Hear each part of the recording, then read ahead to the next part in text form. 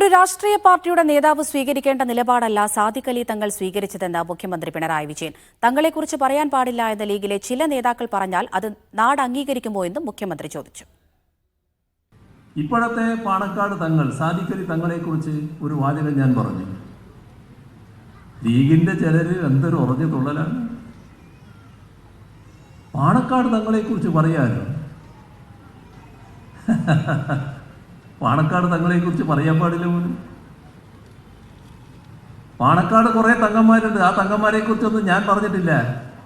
ഞാൻ പറഞ്ഞത് Indian union മുസ്ലിം ലീഗിന്റെ പ്രസിഡന്റായ സാദിഖ് അലി തങ്ങളെക്കുറിച്ചാണ്. സാദിഖ് അലി തങ്ങൾ ഇന്ത്യൻ യൂണിയൻ ലീഗിന്റെ പ്രസിഡന്റായി വരുന്നതിന് മുൻപ് ഇന്ത്യൻ യൂണിയൻ മുസ്ലിം ലീഗ് ഏതെങ്കിലും ഘട്ടത്തിൽ ജമാഅത്തെ ഇസ്ലാമിയോടൊപ്പം നിന്നിട്ടുണ്ടോ?